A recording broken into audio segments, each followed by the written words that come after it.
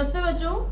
आज हम कक्षा 10वीं में पाठ्य पुस्तक क्षितिज में पाठ 13 मानवीय करुणा की दिव्य चमक पढ़ेंगे, जिसके लेखक हैं सर्वेश्वर दयाल सक्सेना। सर्वेश्वर दयाल सक्सेना का जन्म सन 1927 में जिला बस्ती उत्तर प्रदेश में हुआ। उनकी उच्च शिक्षा इलाहाबाद विश्वविद्यालय से हुई। वे अध्यापक, आकाशवाणी में सहायक प्रोड्यूसर, दिनमान में उप संपादक और पराग के संपादक रहे। सन 1983 में उनका आकस्मिक निधन हो गया। उनकी प्रमुख कृतियां हैं काठ की घंटियां, कुआनो नदी, जंगल का दर्द, खूंटियों पर टंगे लोग और कविता संग्रह उनका पागल कुत्तों का मसीहा, सोया हुआ जल इत्यादि। पाठ मानवीय करुणा की दिव्य चमक जो है उनका एक संस्मरण है। संस्मरण जो कि किसी की याद में लिखा जाता है। तो इस पाठ में लेखक ने फादर कामिल बुल्के पर एक संस्मरण लिखा है। कामिल बुल्के पर लिखा सर्वेश्वर दयाल का यह संस्मरण इस कसौटी पर खरा उतरता है। अपने को भारतीय कहने वाले फादर बुल्के, जिनका जन्म तो बेल्जियम यूरोप में हुआ था, लेकिन वो भारत में रहे और गिरजों, पादरियों, धर्मगुरुओं, जहाँ पर जो जनतों की भूमि कहलाई जाती है यूरोप, वहां उनका जन्म हुआ था। लेकिन भारत को उन्होंने अपनी कर्म भूमि बनाया। अधिकांश समय अपने जीवन का उन्होंने भारत में ही बिताया। फादर बुल्के एक सन्यासी थे, परंतु पारंपरिक अर्थ में नहीं थे। सर्वेश्वर का फादर बुल्के से अतरंग संबंध था, जिसकी झलक हमें इस संस्मरण में मिलती है। लेखक का मानना है कि जब तक राम कथा है, इस विदेशी भारतीय साधु को याद किया जाएगा और उन्हें हिंदी भाषा और बोलियों के आगाध प्रेम का उदाहरण माना जाएगा। तो चलिए पढ़ते हैं पाठ मानवीय करुणा की दिव्य चमक, सर्वेश्वर दयाल द्वारा रचित। फादर को जहरबाद से नहीं मरना चाहिए था, जिसकी रगों में दूसरों के लिए मिठास भरे अमृत के अतिरिक्त कुछ और नहीं था। उसके लिए इस जहर का विधान क्यों हो? यह सवाल किस ईश्वर से पूछें? प्रभु की आस्था ही जिसका अस्तित्व था, वह दे कि इस यातना की परीक्षा उम्र की आखिरी देहरी पर क्यों दे? अब इन पंक्तियों से हमें पता लगता है कि पाठ की शुरुआत में ही लेखक यह बताता है कि फादर बुल्के जो है उनका निधन हो चुका है और उनको एक जहरबाद, जिसे इंग्लिश में हम कहते हैं गैंग्रीन नाम की बीमारी हो गई थी, जिसकी वजह से उनका निधन हो गया था। एक लंबी पादरी के सफेद चोगे से ढकी आकृति के हैं, गोरा रंग, सफेद झाई मारती भूरी दाढ़ी, नीली आंखें, बाहें खोल गले लगाने को आतुर। अब इन पंक्तियों से फादर बुल्के का शारीरिक वर्णन पता लगता है। इतनी ममता, इतना अपनत्व इस साधु में अपने हर एक प्रियजन के लिए उमड़ता रहता था। मैं 35 साल से इसका साक्षी था, जब भी वह इलाहाबाद में थे और तब भी जब वह दिल्ली आते थे। मतलब लेखक जो है 35 साल से उन्हें जानते थे। जब वो इलाहाबाद में थे तब भी लेखक के साथ उनके अच्छे संबंध थे और जब भी वे दिल्ली आते थे तो लेखक से हमेशा मिलकर ही जाते थे। आज उन बाहों का दबाव मैं अपनी छाती पर महसूस करता हूँ। बाहों का दबाव इस पंक्ति के द्वारा लेखक कहना चाहता है कि उनका प्रेम जो है वो आज भी मेरे हृदय में समाया हुआ है। फादर को याद करना एक उदास शांत संगीत को सुनने जैसा है। उनको देखना करुणा के निर्मल जल में स्नान करने जैसा है और उनसे बात करना कर्म के संकल्प से भरना है। इन पंक्तियों के द्वारा लेखक जो है फादर बुल्के की विशेषताओं को उजागर करना चाहता है। वो कह रहा है कि फादर को याद करना एक उदास शांत संगीत को सुनने जैसा है। जिस प्रकार से इंसान जब अपने आप में बहुत से दुखों के अंदर घिर जाता है और एक शांति पूर्वक स्थान पर बैठकर एक शांत संगीत को सुनकर अपने मन की हर उदासी को दूर कर लेता है, ऐसे ही फादर को याद करके भी लेखक जो है वो अपने मन की सभी उदासी से, दुखों से बाहर आ जाता है। उनको देखना करुणा के निर्मल जल में स्नान करने जैसा है। इस पंक्ति के द्वारा फादर की विशेषता पता लगती है कि वे दयालु व्यक्ति थे। उनके मन में सभी के प्रति दया की भावना थी और उनसे बात करना कर्म के संकल्प से भरना है। जब भी उनसे बात की जाती थी या उनसे कोई सलाह मशवरा किया जाता था तो वे हमेशा कर्म यानी अपने कार्य करने के बारे में एक अच्छी सीखी दिया करते थे। मुझे परिमल के वे दिन याद आते हैं जब हम सब एक पारिवारिक रिश्ते में बंधे जैसे थे। परिमल एक स्थान है, एक संस्था का नाम है, जहाँ पर लेखक की फादर बुल्के से मुलाकात हुई थी, जिसके बड़े फादर बुल्के थे। हमारे हंसी मजाक में वह निर्लिप्त शामिल रहते, हमारी गोष्ठियों में वह गंभीर बहस करते, हमारी रचनाओं पर बेबाक राय और सुझाव देते और हमारे घरों के किसी भी उत्सव और संस्कार में वह बड़े भाई और पुरोहित जैसे खड़े होते। हमें अपने आशीषों से भर देते। मुझे अपना बच्चा और फादर का उसके मुख से पहली बार अन्न डालना याद आता है। लेखक के जब घर संतान उत्पन्न हुए थे तो उस समय पर उन्होंने पहला अन्न जो है वो फादर के द्वारा ही डलवाया था बच्चे के मुख में। और नीली आंखों की चमक में तैरता वात्सल्य भी जैसे किसी ऊंचाई पर देवदारू की छाया में खड़ी हूँ। कहाँ से शुरू करें? इलाहाबाद की सड़कों पर फादर की साइकिल चलती दिख रही है। वह हमारे पास आकर रुकती है, मुस्कुराते हुए उतरते हैं। देखिए देखिए, मैंने उसे पढ़ लिया और मैं कहना चाहता हूँ उनको क्रोध में कभी नहीं देखा। मतलब लेखक यहाँ बता रहे हैं कि फादर बुल्के को कभी भी क्रोध करते हुए नहीं देखा गया। आवेश में देखा है और ममता और प्यार के लबालब छलकता महसूस किया है। अक्सर उन्हें देखकर लगता है कि बेल्जियम में इंजीनियरिंग के अंतिम वर्ष में पहुंचकर उनके मन में सन्यासी बनने की इच्छा कैसे जाग गई, जबकि घर भरा पूरा था। 2 भाई, 1 बहन, माँ, पिता सभी थे। यहाँ पर बताया गया है कि फादर बुल्के के परिवार में कौन कौन थे। फादर बुल्के जो है वो बचपन से ही सन्यासी या शुरू से ही सन्यासी नहीं रहे हैं। उनका कोई पारिवारिक जो है पीछे से सन्यासी परिवार नहीं रहा है जिससे कि उनको सन्यास में जाने की प्रेरणा मिली, नहीं, बल्कि उनके घर पूरा भरा पड़ा था। उनके 2 भाई थे, 1 बहन थी और एक माता पिता थे। और इन सभी परिवार मतलब उनके सभी संबंध थे, सभी बंधनों में बंधे हुए थे, लेकिन फिर भी वे सन्यासी बन गए थे। आपको अपने देश की याद आती है? लेखक का प्रश्न कर रहा है फादर बुल्के से। मेरा देश तो अब भारत है, तो उनका जवाब आता है कि मेरा देश है भारत। मैं जन्मभूमि की पूछ रहा हूँ। अब जन्मभूमि की बात की जाए तो फादर बुल्के की जो जन्मभूमि है वो भारत नहीं थी। फादर बुल्के की जन्मभूमि है रैम्स चैपल। बेल्जियम के रैम्स चैपल नामक शहर में उनका जन्म हुआ था, जो कि यूरोप में है। हाँ, आती है, बहुत सुंदर है मेरी जन्मभूमि रैम्स चैपल। घर में किसी की याद, माँ की याद आती है, बहुत याद आती है। अब फादर बुल्के कभी कभार जब बात करते हैं तो वे जब भावुक हो जाते हैं तो वे अपनी माँ को याद करते हैं।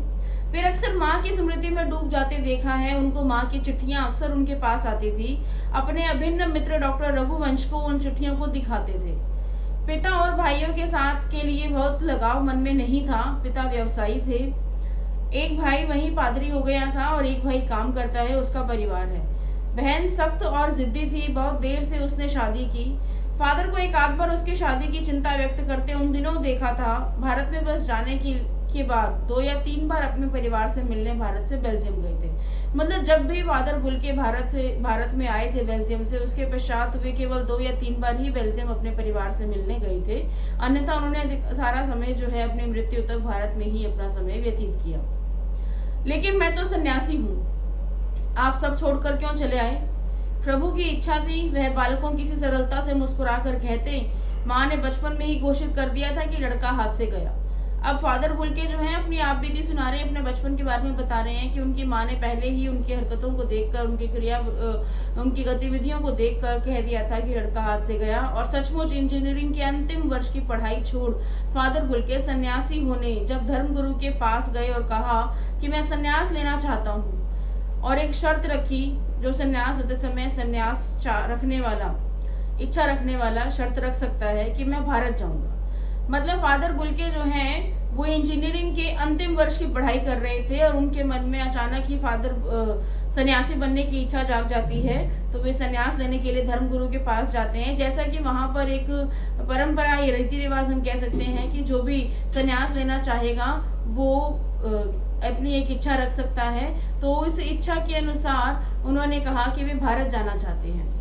भारत जाने की बात मन में क्यों उठी नहीं जानता, बस मन में यही था, तो इसलिए भारत जाने का मन बना लिया। उनकी शर्त मान ली गई और वह भारत आ गए। पहले जिसेट संघ में 2 साल पादरियों के बीच धर्माचार की पढ़ाई की, फिर 9-10 वर्ष दार्जिलिंग में पढ़ते रहे और कोलकाता से उन्होंने बीए किया, फिर इलाहाबाद से उन्होंने एमए किया। ये उनकी पढ़ाई के विषय में अगर प्रश्न पूछा जाए तो इसमें हम बता सकते हैं कि उन्होंने क्या क्या किया है। उन दिनों डॉक्टर धीरेन्द्र वर्मा हिंदी विभाग के अध्यक्ष थे। शोध प्रबंध प्रयाग विश्वविद्यालय के हिंदी विभाग में रहकर 1950 में पूरा किया राम कथा उत्पत्ति और विकास। ये उनकी विशेषताएं हैं। उन्होंने शोध विभाग में रहते हुए सन 1950 में राम कथा का उत्पत्ति और विकास पूरा किया ये कार्य। परिमल में उसके अध्याय पढ़े गए थे। फादर ने मातृलिंग के प्रसिद्ध नाटक ब्लू बर्ड का रूपांतर भी किया हिंदी में नील पंछी के नाम से।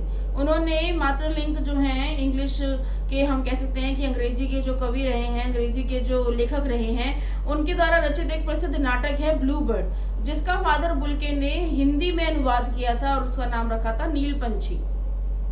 बाद में वह सेंट जेवियर्स कॉलेज रांची में हिंदी और संस्कृत विभाग के विभागाध्यक्ष हो गए और यही उन्होंने अपना प्रसिद्ध अंग्रेजी हिंदी कोश तैयार किया। उन्होंने हिंदी कोश भी तैयार किया था और बाइबल का अनुवाद भी किया था। और वहीं बीमार पड़े, पटना आए, दिल्ली आए, चले गए। 47 वर्ष देश में रहकर 73 वर्ष की जिंदगी जीकर, अर्थात उन्होंने 47 वर्ष, अपने जन्म के 47 वर्ष जो हैं वो भारत में रहकर बिताए थे और 73 वर्ष की आयु में उनका निधन हो गया था। तो 73 में से 47 वर्ष जो हैं उन्होंने भारत में रहकर बिताए थे। फादर बुल्के संकल्प से सन्यासी थे। कभी कभी लगता है मन से सन्यासी नहीं थे। संकल्प अर्थात उन्होंने सन्यासी बनने का ठान लिया था, तो इसलिए वे सन्यासी बन गए थे। रिश्ता बनाते थे, तोड़ते नहीं थे। 10 साल बाद मिलने के बाद भी उसकी गंध महसूस होती थी। वह जब भी दिल्ली आते जरूर मिलते, खोज खबर कर, समय निकालकर, सर्दी गर्मी बरसात झेलकर मिलते, चाहे 2 मिनट के लिए ही सही। अब लेखक बता रहे हैं कि वे जब भी दिल्ली आते थे लेखक से जरूर मिलते थे। यह कौन सन्यासी करता है? उसकी चिंता हिंदी को राष्ट्रभाषा के रूप में देखने की थी। सबसे बड़ी विशेषता है यहाँ पर फादर बुल्के की कि वे हिंदी को भारत के लिए, जो हम राजभाषा कहते हैं, मातृभाषा कहते हैं हिंदी को, लेकिन उतना सम्मान हम हिंदी को नहीं देते हैं, तो हिंदी को वे राष्ट्रभाषा के रूप में देखना चाहते थे।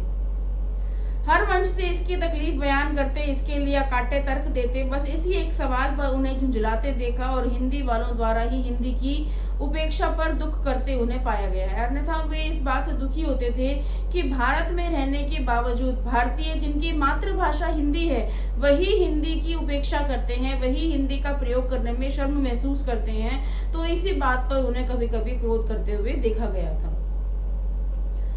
बस एक घर परिवार के बारे में, निजी दुख तकलीफ के बारे में पूछना उनका स्वभाव था और बड़े से बड़े दुख में उनके मुख से सांत्वना के जादू भरे 2 शब्द सुनना एक ऐसी रोशनी से भर देता जो किसी गहरी तपस्या से जन्मती है। हर मौत दिखाती है जीवन को नहीं रहा। मुझे अपनी पत्नी और पुत्र की मृत्यु से याद आ रहा है फादर के शब्दों में झरती विरल शांति भी। आज वे नहीं है, दिल्ली में बीमार रहे और पता भी नहीं चला। बाहें खोलकर इस बार उन्होंने गले नहीं लगाया। जब देखा तो वे बाहें दोनों हाथ की सूजी उंगलियों को उलझाए ताबूत में जिस्म पर पड़ी हैं। जो शांति बरसती थी वह चेहरे पर थिर थी। थिर मतलब स्थिर। जो शांति उनके चेहरे पर दिखाई देती थी, अर्थात जो भी व्यक्ति उनसे मिलता था उसके मन में एक असीम सी शांति आती थी फादर बुल्के से मिलने पर। तो आज उनकी मृत्यु के पश्चात जो उनका पार्थिव शरीर है उस पर भी वो शांति झलक रही है। तरलता जम गई थी। वह 18 अगस्त 1982 की सुबह 10 बजे का समय था। दिल्ली में कश्मीरी गेट के निक्सन कब्रगाह में उनका ताबूत एक छोटी सी नीली गाड़ी में से उतारा गया। कुछ पादरी रघुवंश जी का बेटा और उनके परिजन राजेश्वर सिंह उसे उतार रहे थे। रघुवंश जी जो कि उनके अभिन्न मित्र थे फादर बुल्के के, उनका बेटा जो है और उनके परिजन राजेश्वर सिंह उसे उतार रहे थे। फिर उसे उठाकर एक लंबी संकरी उदास पेड़ों की घनी छांव वाली सड़क से कब्रगाह के आखिरी छोर तक ले जाया जाया, जहां धरती की गोद में सुनाने के लिए कब्र अवाक मुंह खोले लेटी हुई थी। ऊपर गरील की घनी छां थी और चारों ओर कब्रें और तेज धूप के वृत्त थे। जैनेन्द्र कुमार, विजयेंद्र स्नातक, अजीत कुमार, डॉक्टर निर्मला जैन और मसीही समुदाय के लोग। इसमें प्रश्न पूछा जा सकता है कि फादर बुल्के की शव यात्रा के समय कौन कौन से लोग उपस्थित थे, तो इसलिए ये जो नाम यहाँ पर दिए गए हैं ये याद करने जरूरी है। डॉक्टर सत्यप्रकाश, पादरीगण, उनके बीच में गैरिक वस्त्र पहने इलाहाबाद के प्रसिद्ध विज्ञान शिक्षक डॉक्टर सत्यप्रकाश, डॉक्टर रघुवंश भी जो कि अकेले उस संकरी सड़क की ठंडी उदासी में बहुत पतले, बहुत पहले से ही खामोश दुख की किन्हीं अपरिचित आहटों में दबे हुए थे, सिमट आए थे कब्र के चारों ओर। मतलब उनकी कब्र के चारों ओर सभी आकर खड़े हो गए थे। फादर की देह पहले कब्र के ऊपर लिटाई गई। मसीही विधि से अंतिम संस्कार शुरू हुआ रांची के फादर पास्कल तोयना के द्वारा। उन्होंने हिंदी में मसीही विधि से प्रार्थना की। फिर सेंट जेवियर्स के रेक्टर फादर पास्कल ने उनके जीवन और कर्म पर श्रद्धांजलि अर्पित करते हुए कहा, फादर बुल्के धरती में जा रहे हैं, इस धरती से ऐसे रत्न और पैदा हों। डॉक्टर सत्यप्रकाश ने भी अपनी श्रद्धांजलि में उनके अनुकरणीय जीवन को नमन किया और फिर देह कब्र में उतार दी गई। मैं नहीं जानता इस सन्यासी ने कभी सोचा था कि उसकी मृत्यु पर कोई रोएगा, लेकिन उस क्षण रोने वालों की कमी नहीं थी। प्रश्न भी पूछा गया है कि नम आंखों को गिनना स्याही फैलाना है। अब यहाँ पर लेखक ये कहना चाह रहा है कि उनकी कब्र पे रोने वाले जितने व्यक्ति थे उन सभी के बारे में लिखना अर्थात स्याही बर्बाद करने के समान है, क्योंकि अनगिनत संख्या में व्यक्ति जो थे उनके लिए आंसू बहा रहे थे। इस तरह हमारे बीच से वह चला गया जो हम में से सबसे अधिक छायादार, फल फूल गंध से भरा और सबसे अलग, सबका होकर सबकी ऊंचाई पर मानवीय करुणा की दिव्य चमक में लहलाता खड़ा था, जिसकी स्मृति हम सबके मन को, जो सबके निकट थी, किसी यज्ञ की पवित्र आग की आंच की तरह आजीवन बनी रहेगी। मैं उस पवित्र ज्योति की याद में श्रद्धा न दूं। तो इस पाठ में लेखक सर्वेश्वर दयाल सक्सेना जो है वो फादर बुल्के के बारे में बताते हुए उनके साथ अपने बिताए हुए जो समय है और उनकी विशेषताओं का वर्णन किया है। आशा है आपको पाठ समझ में आया होगा। तो अब हम करेंगे इसके प्रश्न उत्तर। सबसे पहला प्रश्न है यहाँ पर, फादर की उपस्थिति देवदार की छाया जैसी क्यों लगती है। यहाँ पर प्रश्न पूछा गया है कि फादर की उपस्थिति जो है वो देवदार की छाया, यानी देवदार का पेड़ जो है जैसे उसकी छाया होती है उसी के समान फादर की उपस्थिति को बताया गया है। क्यों? इसमें हम लिख सकते हैं कि जिस प्रकार देवदार का वृक्ष जो है वो आकार में लंबा होता है, चौड़ा होता है और सबको शीतल छाया प्रदान करता है, उसी प्रकार से फादर बुल्के भी जिसके साथ संबंध बनाते थे, घनिष्ठ संबंध बनाते थे, उसके ऊपर उनका प्रेम का जो हाथ है वो हमेशा बना रहता था। वो हमेशा उसके साथ जो है पुरोहित के रूप में आकर उसे आशीर्वाद देते थे, उसके चेहरे और आंखों में वात्सल्य टपकता था, इसीलिए उन्हें देवदार की छाया के समान बताया गया है। दूसरा प्रश्न है यहाँ पर, फादर बुल्के भारतीय संस्कृति के अभिन्न अंग है, किस आधार पर ऐसा कहा गया है। तो इसमें हम लिख सकते हैं कि फादर बुल्के ने भारत आकर 2 साल पादरियों से धर्माचार की पढ़ाई की थी, कोलकाता से बीए किया, इलाहाबाद से उन्होंने एमए किया और उपाधि प्राप्त की थी। प्रयाग विश्वविद्यालय में उन्होंने राम कथा उत्पत्ति और विकास पर शोध कार्य भी किया था। सेंट जेवियर्स कॉलेज में वे रांची में हिंदी और संस्कृत के विभागाध्यक्ष भी रहे थे।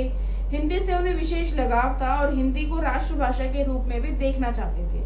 इन सभी विशेषताओं के कारण उन्हें भारतीय संस्कृति का अभिन्न अंग कहा जा सकता है। प्रश्न नंबर 3 है कि पाठ में आए उन प्रसंगों का उल्लेख कीजिए जिनसे फादर बुल्के का हिंदी प्रेम प्रकट होता है।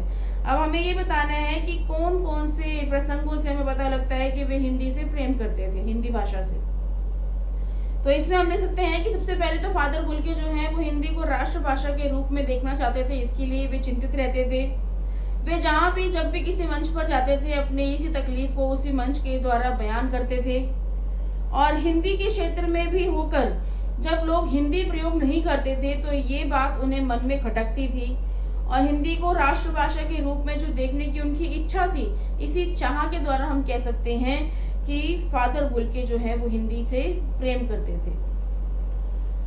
अगला प्रश्न है प्रश्न नंबर 4 जो है, इस पाठ के आधार पर फादर कामिल बुल्के की जो छवि उभरती है उसे अपने शब्दों में लिखिए। अब इस प्रश्न में हमें पाठ का एक तरह से सार लिखना है, क्योंकि पूरे पाठ में फादर कामिल बुल्के के बारे में बताया गया है। तो फादर कामिल बुल्के की विशेषताएं लिखनी है, जिसमें हम लिख सकते हैं कि फादर कामिल बुल्के का जन्म जो है वो बेल्जियम के रेम्स चैपल नामक शहर में हुआ था, और किंतु आचरण और व्यवहार से वे बिल्कुल भारतीय थे। वे एक सन्यासी थे, मिलनसार व्यक्ति थे, जिससे मिलते थे उसे कभी भूलते नहीं थे, हमेशा उसके साथ प्यार का संबंध बनाते थे, दोस्ती का संबंध बनाए रखते थे। उनके उपदेश और विचार जो है वो कार्य करने के लिए दृढ़ संकल्प देते थे। उन्हें कभी क्रोध करते हुए देखा नहीं गया था। उनका दूसरों पर जो प्यार और ममता है उनकी झलक देखी जा सकती है। वे सन्यासी होते हुए भी सन्यासी नहीं थे। अगला प्रश्न है, लेखक ने फादर बुल्के को मानवीय करुणा की दिव्य चमक क्यों कहा है। अब ये पाठ का नाम ही है, और इसमें प्रश्न इस प्रकार से भी बन सकता है कि पाठ के शीर्षक की सार्थकता स्पष्ट कीजिए। तो इसमें हम लिख सकते हैं कि लेखक ने फादर बुल्के को मानवीय करुणा की दिव्य चमक कहा है। फादर बुल्के करुणा से भरे शांत स्वभाव के व्यक्ति हैं। सबके मन में उनके मन में सबके प्रति जो है प्रेम और वात्सल्य भरा हुआ है। वे सभी के सुख दुख में शामिल होते हैं। उनके द्वारा जो सांत्वना के शब्द हैं वो बड़े से बड़े दुख को हल्का कर देते हैं और उसे सहने की शक्ति देते हैं। सन्यासी होने पर भी वे सबसे मधुर और पारिवारिक घनिष्ठ संबंध बना लेते हैं। सबसे अलग होने के बावजूद भी वे सबसे मिलकर रहते हैं। तो यही इसी कारण से लेखक ने फादर बुल्के को मानवीय करुणा की दिव्य चमक कहा है। अगला प्रश्न है, फादर बुल्के ने सन्यासी की परंपरागत छवि से अलग एक नई छवि प्रस्तुत की है, कैसे? अब इसमें हम लिख सकते हैं कि सामान्यतः सन्यासी जो है वो सांसारिक मोह माया को छोड़कर सभी वस्तुओं का त्याग करके अलग ही जीवन व्यतीत करता है, जबकि फादर कामिल बुल्के जो हैं वो सन्यासी थे, मन से सन्यासी थे, लेकिन वे हमेशा सबको साथ लेकर चलते थे। वे जिससे भी संबंध बनाते थे, प्रेम का संबंध बनाते थे, सभी से परिवार के सदस्य के समान व्यवहार करते थे, उत्सव में बड़े भाई की तरह प्रस्तुत होते थे, शामिल होते थे और आशीर्वाद देते थे। तो इसलिए फादर बुल्के जो उनके सन्यासी की छवि है वो अन्य परंपरागत छवियों से अलग है।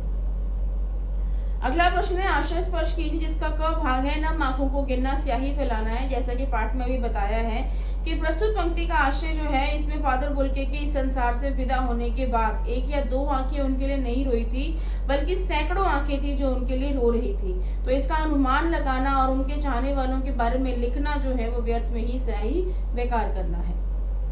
उसके बाद है, फादर को याद करना एक उदास शांत संगीत को सुनने जैसा है। इसमें भी बताया गया है कि इस पंक्ति का आशय जो है वो फादर बुल्के का संपूर्ण जीवन शांति और करुणा के भाव में व्यतीत हुआ था। तो जिस प्रकार करुणा और उदासी से भरा शांत संगीत प्रेम की वेदना को उजागर करने का माध्यम बनता है, उसी प्रकार से फादर बुल्के भी दूसरों की उदासी का विरेचन करने वाले व्यक्ति थे। इसीलिए फादर कामिल बुल्के को सुनना जो है एक उदास शांत संगीत को सुनने के समान है। तो आशा है कि आप सभी इस प्रश्नों के उत्तर भी प्राप्त कर चुके हैं और आपको प्रश्न के उत्तर भी समझ आ गए होंगे। धन्यवाद।